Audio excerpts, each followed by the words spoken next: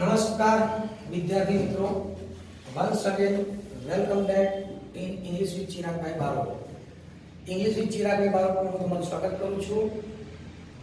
વિદ્યાર્થી મિત્રો, ગયા લેક્ચરની અંદર આપણે જે પણ શીખ્યા છીએ, હવે આજે જે આ ચેપ્ટર ચલાવી રહ્યો છું, describing supposition, describing manner, manner એટલે રીતિ, સપોઝિશન શક્યતા, એઝ ઇફ અને એઝ ધો બંનેનો મતલબ થાય જાણે કે, અને એઝ જેનો મતલબ થાય જેમ કે। જ્યારે એઝ નો ગુજરાતી જેમ કે થાય ત્યારે અને ત્યારે જ એ મેનર કહેવાય, નહીતર ના કહેવાય। એઝ ઇફ અને એઝ ધો ભેગું છે। જ્યારે ધો કરો છો તો તેમ છતાં થાય છે। આપણે એઝ ધો ની વાત કરીએ છીએ અને એઝ ઇફ ની વાત કરીએ છીએ, જે ભેગું હશે। આ એઝ ના ઘણા મતલબ થાય। એઝ એ ડિસ્ક્રાઇબિંગ ટાઈમમાં પણ આવે, એનો મતલબ થાય જ્યારે। બીજું એઝ એટલે કારણ કે, જે એડવર્બ ક્લોઝ ઓફ કોન્ટ્રાસ્ટ પણ કહેવાય। ખ્યાલ આવે છે? કારણ કે એ વખતે આને ગુજરાતી કારણ કે થાય કોન્ટ્રાસ્ટ। અહીંયા જ્યારે ગુજરાતી થાય જ્યારે, અહીંયા થશે જેમ કે, જેમ કે। થોડું ધ્યાન આપજો, ખ્યાલ આવી છે। ધોરણ 9 થી માંડીને ધોરણ 10 થી માંડીને ધોરણ 12 ના બધા જ વિદ્યાર્થી માટે ગ્રામેટિકલ અગત્યનું ચેપ્ટર।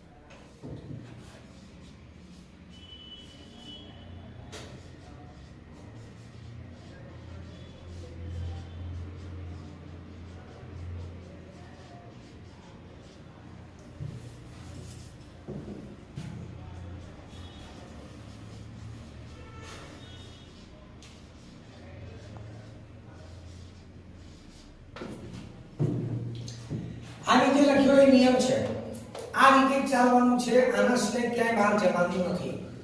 મેં એક જ વાક્ય લખ્યું છે, હી ડાન્સીસ ઓન ધ સ્ટેજ। હવે અહીંયા તે સ્ટેજ પર નાચે છે। તમે કાળને આમાં કોઈ અગત્ય ના આપશો। અહીંયા ડાન્સીસ એ સાદો વર્તમાન કાળ છે, ક્રિયાપદની પાછળ એસ ઈએસ આઈઈએસ લાગે છે, સાદો વર્તમાન કાળ। તે સ્ટેજ પર નાચે છે। હવે આ એની રોજિંદી ક્રિયા હશે, એટલે સાદો વર્તમાન કાળ લખ્યું છે। સપોઝ પરીક્ષાની અંદર એમ કહી દીધું હોય કે અહીંયા એઝ ઇફ નો પ્રયોગ કરો, અથવા તો એઝ ધો નો પ્રયોગ કરો, અથવા તો એવું કીધું હોય કે આની અંદર ડિસ્ક્રાઇબિંગ સપોઝિશન નો પ્રયોગ કરો। હવે સપોઝિશન કીધું હોય એટલે એઝ ઇફ અથવા એઝ ધો નો પ્રયોગ કરવો પડે। તો હવે આપણે જોઈશું કે આ વાક્ય કઈ રીતના બનશે। મનમાં ઘણી રીતે બનાવી શકાય। તે સ્ટેજ પર નાચે છે। માનો કે એક સ્ટેજ છે અને હું સ્ટેજ પર નાચું છું। હું સ્ટેજ ઉપર નાચું છું જાણે કે જસ્ટ પોઝ। માનો કે હું સ્ટેજ પર ઊભો છું, તે સ્ટેજ પર નાચે છે જાણે કે, હવે સપોઝ સારો ડાન્સર કોણ હતો? Michael Jackson. તો જાણે કે તે માઇકલ જેક્સન છે। બીજું ડાન્સિંગમાં નામ છે મિથુન ચક્રવર્તી, ગોવિંદા। તો જાણે કે તે ગોવિંદા છે, જાણે કે તે ગોવિંદા છે। તો આપણે એ લખવાનું એઝ ઇફ આ નાચે છે, તો એ લખો એઝ ઇફ પહેલા આઈ ગયું, વત્તા કરતા, તો કરતા આ છે એ પોતે નાચે છે। હી વેર મૂકી દેવાનો એટલે મૂકી દેવાનો। અહીંયા પ્રશ્ન થશે કે સર હી જોડે વેર વપરાય, હી જોડે વોઝ ના વપરાય? એટલે અહીંયા આઈ હશે, યુ હશે, ધે હશે, હી હશે, સી હશે, ઈટ હશે, ગમે તે હશે, અને અહીંયા ચાહે ગમે તે કાળ હશે, અહીંયા વેર વેર વેર અને વેર જ આવશે, બીજું કંઈ જ નહીં આવે. જાણે કે તે હોય, આપણે શું બનાવો તે ગોવિંદા, તો જાણે કે તે ગોવિંદા, એઝ ઇફ હી વેર ગોવિંદા. હવે કોઈ એવો પ્રશ્ન થાય કે સર એ મારું નામ નથી લખવું, તો ભાઈ તારે શું લખવું છે? તો કોઈની એવી ઈચ્છા થાય કે હી, થોડું વાક્ય બદલું છું એટલે ખબર પડે, he is dancing on the stage. આ ચાલુ વર્તમાન કાળનું વાક્ય છે. આપણને કાળથી કોઈ ફરક પડતો નથી. આ છે કે આ છે, જવાબ તમારો લખવો હોય લખી શકો. સપોઝ અહીંયા એસી બધી આપણે અહીંયા આવું આપ્યું છે કે ભાઈ એઝ ઇફ અને DANCER આવું આપ્યું છે. તે સ્ટેજ પર નાચે છે જાણે કે ડાન્સર ના હોય, મોટો પ્રોફેશનલ ડાન્સર, જબરજસ્ત કથકલી કચેરી હોય તો ડાન્સર લખવું છે. ગોવિંદા આપે તો ગોવિંદા લખો, અને નથી આપે ડાન્સર એટલે ડાન્સર લખો. એઝિફ, હવે હું જ્યાં જ્યાં એઝિફ લખું ત્યાં તમારે એઝ તો સમજી લેવાનું. એઝિફ અને એઝ તો બંને સરખા છે, તમે બંનેનો પ્રયોગ કરી શકો. તો તે સ્ટેજ પર નાચી રહ્યો છે, જોજો, જાણે કે મોટો ડાન્સર ના હોય તો એઝિફ હી વેર ડાન્સર. આ એક જાતિ થઈ. જાતિ મતલબ કે એના આગળ આર્ટિકલ લગાડવો પડે. He is a dance, he were a dancer. નામની આગળ આઈ એમ ચિરાગ કદી ના કહેવાય. નામના આગળ આર્ટિકલ વપરાય નહીં, જાતિ આગળ વપરાય. અ ગર્લ, અ બોય જાતિ કહેવાય. અ બેન્ચ, અ ક્લાસ, અ ફેન આ કહી શકાય, આ બધી જાતિ છે, કોમન નાઉન કહેવાય. ડાન્સર એક નાચનાર, એક નૃત્યકાર. જાણે કે તે એક નૃત્યકાર ના હોય એમ તો કહેવાય કે જાણે કે તે એક ગોવિંદા ના હોય. શું એક ગોવિંદા? નામના આગળ આર્ટિકલ વપરાય નહીં. Is that clear or not? Okay, let's go ahead. આજ વાક્ય લઈએ છીએ. હજી એક વાક્ય ગોળ ગોળ ફેરવીશ. પહેલું વાક્ય he dances on the stage. હવે આ વાક્યમાં તમને કહ્યું છે મેનર. ડિફરન્સ વાક્ય સેમ છે, વાક્ય સેમ છે, અહીંયા તમને કહ્યું છે મેનર નો પ્રયોગ કરો. Describe manner. તો મેનર ની વાત આવે કે વાત આવે એઝ ની. એનો નિયમ છે કરતા, ડુ, ડઝ અને ડીડ. અહીંયા જે કરતા છે એ આ પોતે નહીં હોય. જો ગુજરાતી કહીએ, અહીંયા જે કરતા છે એ તે પોતે જ છે. તે સ્ટેજ પર નાચે છે જાણે કે તે ડાન્સર હોય, એટલે કે પોતે. અહીંયા આ કરતા નથી. તે સ્ટેજ પર નાચે છે જેમ કે કોઈ વ્યક્તિ બોલાઈ ગયો, જેમ કે ગોવિંદા નાચે છે, તો આ હી તરીકે કરતા એટલે ગોવિંદા આવશે. જેમ કે ગોવિંદા નાચે છે, જેમ કે એક ડાન્સર નાચે છે. તો અહીંયા માનો કે લખી દઈએ એસ પહેલા, જેમ કે. હવે કરતા લખીએ, જેમ કે કોને નચાવું છે તમારે, તો કોને નચાઈએ આપણે? ચલો ગોવિંદા તો નચાય. આપણે એવો કોઈ વ્યક્તિ છે કે જે મરી ગયો હોય એવો વ્યક્તિ પેલા નાચતો હોય ને, આપણે રાજ કપૂર લખીએ. જેમ કે રાજ કપૂર. હવે જુઓ, તે સ્ટેજ પર નાચે છે. આ વર્તમાન કાળ થયું કે ભાઈ અત્યારે નાચે છે. જેમ કે રાજ કપૂર નાચે છે એમ ના કહેવાય. બધા ખબર પડે રાજ કપૂર તો મરી ગયો છે, તો અહીંયા પ્રયોગ કરવો પડે ડીડ નો. એટલે અહીંયા લખી દો ડીડ. તો સર અહીંયા ગોવિંદા લખી હોય તો ડઝ લખવાનું, કારણ કે ગોવિંદા જીવે છે અને હજી પણ જીવે છે, નાચે પણ છે. જેમ કે ગોવિંદા નાચે છે. સર ડાન્સર લખીએ તો બેટા એવું તો બને નહીં ને કે દુનિયાના તમામ ડાન્સર એક જ દિવસે મરી ગયા. તો ત્યાં પણ તમારે ડઝ જ લખવું પડે. એટલે તમે જાતિ લખો ત્યાં તો ડઝ કે ડુ જ આવે. પરંતુ તમે કોઈનું નામ લખવા છો તો એ વ્યક્તિ એ ક્રિયા અત્યારે કરે છે કે નથી કરતો એ જોવું પડે. જો એ ક્રિયા કરતો હોય તો ડુ કે ડઝ, અને નથી કરતો તો ડીડ નો પ્રયોગ. આમાં થોડી ખબર પડી જશે. એક વાક્ય બદલીએ. મયુર, અહીંયા આપણે વર્તમાન કાળ લખીએ તો આપણે ભૂતકાળ લખીએ. Played cricket.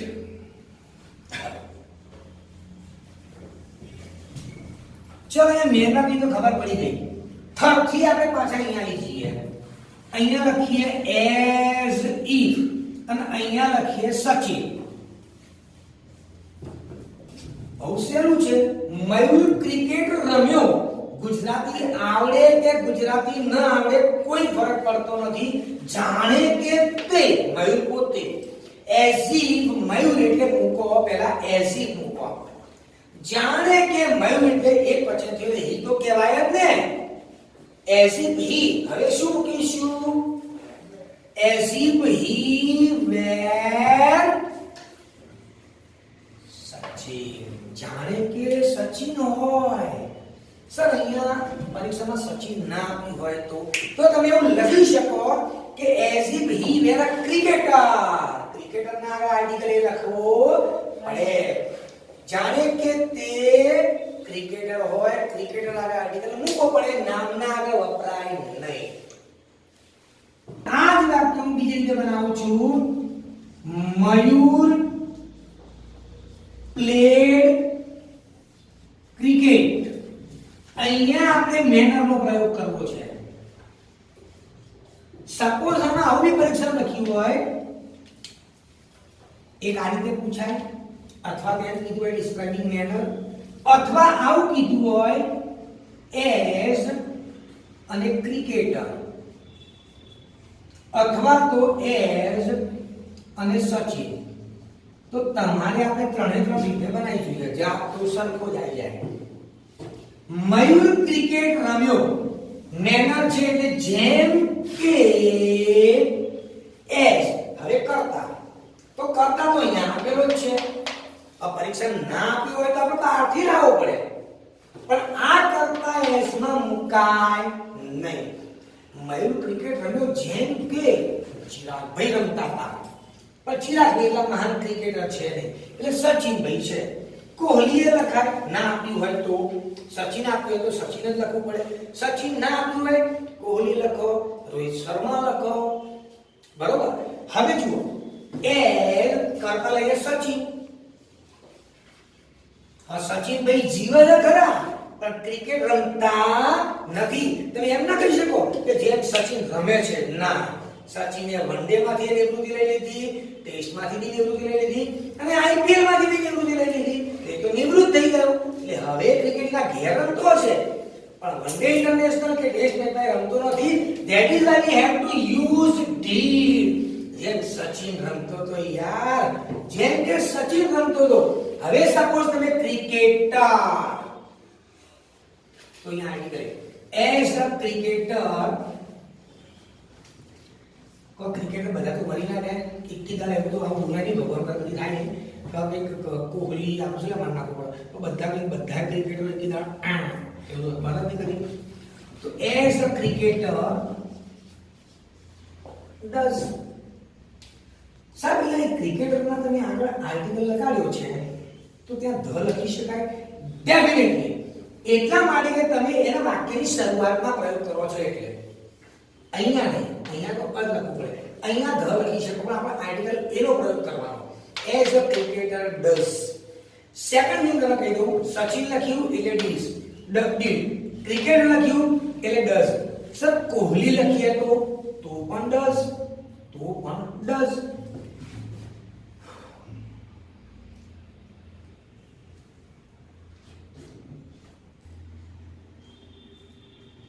જો શોર્ટકટમાં એક બાબત ધ્યાન આપજો. મેં અહીંયા વાક્ય બે લીધા છે. અહીંયા મેં હીનો પ્રયોગ કરીને એમ કહ્યું હી ડાન્સીસ ઓન ધ સ્ટેજ. બેટા વાક્ય બે ભલે લીધા છે. તમારે સમજવાનું એવું છે કે ભાઈ નાચે છે તો કોઈ જે સારું નાચતું હોય એનું નામ લખો અથવા તો ડાન્સર લખો. સારું બોલતો હોય કે ભાઈ ચિરાગ ભાઈ સ્પીક આપ્યું હોય, સ્પોક આપ્યું હોય, કે પછી ઈ સ્પીકિંગ આપ્યું તો વોઝ સ્પીકિંગ આપ્યું, કાળ કોઈ ફરક પડતો નથી. ચિરાગ બોલે છે, ચિરાગ બોલી રહ્યો છે, ચિરાગે કહ્યું કે બોલ્યું. જાણે કે તે હી વેર પીએમ, હી વેર નરેન્દ્ર મોદી. હા કેમ નહીં, હી વેર નરેન્દ્ર મોદી લખી શકાય. હવે સુપર બોલે છે, મોદી સાહેબ જેવું કોઈ બોલી શકતું નથી. હવે માનો કે વક્તા કેવું હોય તો સ્પીકર નહીં, ઓરેટર તમે કયો અથવા તો સ્પીકર કયો, જેને વક્તા કહેવાય એવું પણ લખી શકો. એટલે ઓરેટર કો સારામાં સારું જબરજસ્ત બોલે છે ભાઈ માઇક ઉપર. હવે ચાલતો હોય હી વોક્સ. હવે આમાં જાતિના બદલી નાખતા, જાતિની બદલવાની કરી દીધી. માનો કે અહીંયા હી હોય તો ભાઈ પાછળ પુરુષ જ લેવાનો કે ભાઈ તે છોકરો ચાલે છે જાણે કે માધુરી દીક્ષિત હોય, આવું ના લખાય. એ ચાલે છે જાણે કે અમિતાભ બચ્ચન હોય. Welcome welcome welcome welcome back in confidence. એટલે અમિતાભ બચ્ચન જેવું બોલતા આવવું જોઈએ. તે બોલે છે અમિતાભ બચ્ચન છે, ધર્મેન્દ્ર છે, સની દેઓલ છે, તેણી બોલે છે, તેણી નાચે છે તો માધુરી દીક્ષિત છે એવું લખી શકાય. Is that clear? આમાં કંઈ પણ આવી શકે. બોલે છે, ચાલે છે, નાચે છે, વર્તન કરે છે, વર્તન કરે છે, આવું કંઈ પણ આવી શકે. હવે જે વાક્ય લઉં છું એમાં જરા ખાસ ધ્યાન આપજો. નીચે જરા શેડિંગ કરો, વિડિયો એવું થાય બેટા જોજે.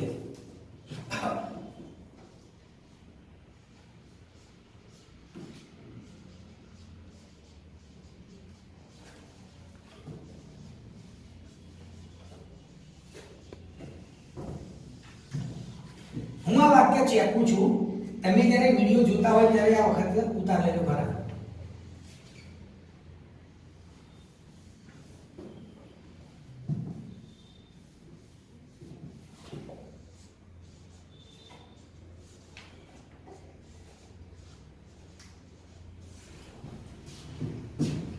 પરીક્ષામાં જેટલી વાર આવું વાક્ય આવ્યું છે ને, છોકરાઓ ડેફિનેટલી કન્ફ્યુઝ થશે. He behaves with me. તે મારી સાથે behave વર્તન કરે છે. He behaves with me. તે મારી સાથે વર્તન કરે છે જાણે કે as if કરતા પણ લ્યો એટલે એ તે he behaves with me as if તે મારી સાથે વર્તન કરે જાણે કે he. હવે એમ ના કહેવાય he જેના બોસ, જાણે કે એ બોસ હોય એટલે બોસ તો એ છે જ, બોસ તો એ કહેલો જ છે, પણ કોનો બોસ લખ્યું છે? મારી જોડે વર્તન કરે છે મતલબ કે તે મારો બોસ હોય. આ પ્રકારના વાક્યોમાં આવું જ વાક્ય આવે કે તે મારી જોડે વાત કરે છે. તે અહીંયા વર્તન આવ્યું, તે મારી જોડે વાત કરે છે જાણે કે મારો બાપ હોય, જાણે કે મારો પ્રિન્સિપાલ હોય, જાણે કે મારો બોસ હોય. એ વખતે he were my boss. અહીંયા તમને કહી દઉં કે સંબંધક વિભક્તિ, સંબંધક વિભક્તિના આગળ કદાપી આર્ટિકલ આવે નહીં. આ વસ્તુ મેં તમને કહેલી છે મારા વિડિયોની અંદર, અને આ વિડિયો હું ફરીથી કહું છું કે સંબંધ જ્યારે પ્રોનાઉન્સ ચલાવ્યા હતા, પ્રોનાઉન્સ જેણે મારો પ્રોનાઉન્સનો વિડિયો જોયો છે સર્વનામોનો, જેમાં ચેન્જિંગ ધ ટેક્સ્ટ બધું મેં કહેલું છે કે કોઈ પણ ટેન્સ તમારે કઈ રીતના બદલવાનું છે, કોઈ પણ સર્વનામ કઈ રીતના બદલવાનું છે, એ આખો વિડિયો તમે જેને જોયો હશે એમને ખબર હશે કે સંબંધક વિભક્તિના આગળ આર્ટિકલ હોય નહીં, જાણે કે તે મારો બોસ હોય. વાર્તા પૂરી. હવે અહીંયા મેનરનો પ્રયોગ થઈ શકે છે, ચેક કરીએ. he behaves with me as અને બોસ. તે મારી સાથે વર્તન કરે છે જેમ કે, અહીંયા કરતા આપી દીધો છે, જેમ કે એટલે કે as my boss. હવે આ વાક્યમાં નક્કી નથી કે ભાઈ ઓનો બોસ મરી ગયો જીવતો છે. મારી વાત કરું કે ભાઈ મારે અત્યારે ચલો 42 થયા. હવે આ વાક્ય હું જ બોલું છું કે પેલો ભાઈ હવે મારી ઉંમર લગભગ મારી ઉંમર હું નિવૃત્ત થઈ ગયો છું, 58 વર્ષની મારી ઉંમર છે, તો એ મારી જોડે વર્તન કરે છે જેમ કે મારો બોસ કરતો હતો, એટલે આ વાક્યમાં બોસ જીવતો છે કે મરેલો એ નક્કી કરી શકાય નહીં. આ વાક્યમાં આ હી કે મી એની ઉંમર નક્કી કરી શકાતી નથી. એટલે બિંદાસ તમે અહીંયા ડઝ પણ મૂકી શકો અને ડીડ પણ મૂકી શકો, પરંતુ ડુ ના મૂકી શકો. તો સર ડુ ક્યાં મૂકી શકીએ? આપણને ખબર છે કે ડુ હંમેશા માટે આઈ, વી, યુ, ધે અને બહુવચન જોડે વપરાય છે, અને હી, સી, ઈટ અને એકવચન જોડે ડઝ વપરાય છે. તો ભૂતકાળ હોય તો ડીડ મૂકો, વર્તમાનકાળ હોય માય બોસ એટલે હી કહેવાય અથવા શી પણ કહેવાય, એટલે આપણે અહીં આગળ ડઝ મૂકવો પડે. છેલ્લું વાક્ય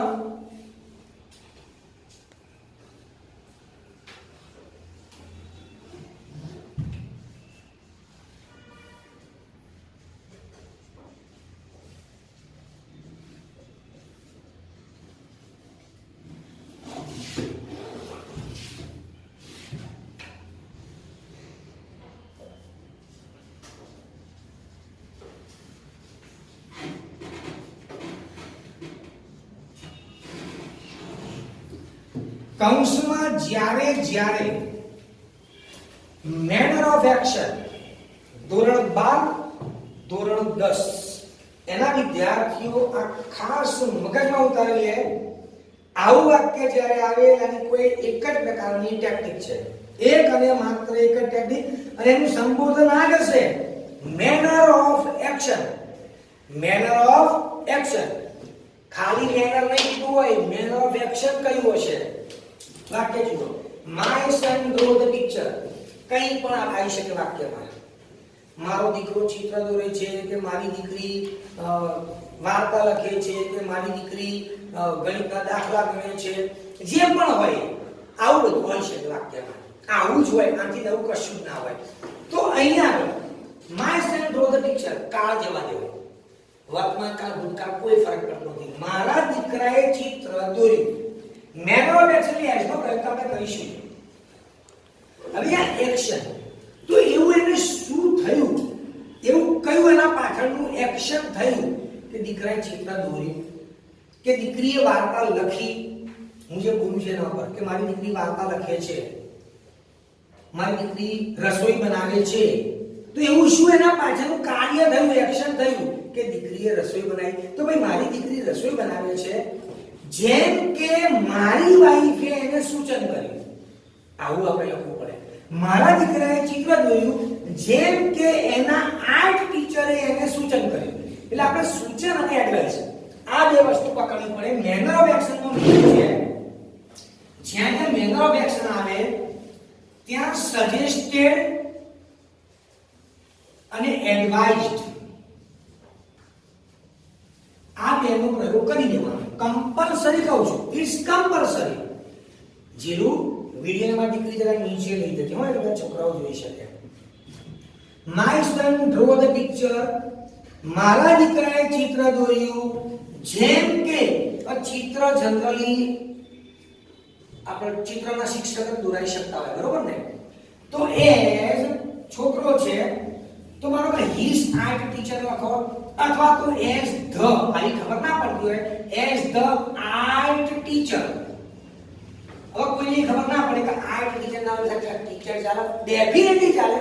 આપણે તો વાક્યથી મતલબ છે એઝ ધ ટીચર સજેસ્ટેડ, જેમ શિક્ષક એ સૂચન કર્યું. અહીં આગળ ડુ ડઝ કે ડીડ નો પ્રયોગ કરવાનો નથી. મેનર ઓફ એક્શન જ્યારે આવે ત્યારે ડુ ડઝ કે ડીડ નો પ્રયોગ કરવાનો નથી, એમાં એડવાઇઝડ અને સજેસ્ટેડ નો પ્રયોગ કરવાનો છે. વિદ્યાર્થી મિત્રો, તો અહીંયા તમારું ચેપ્ટર પૂર્ણ થાય છે. હવે આવતા ચેપ્ટરમાં મળીશું.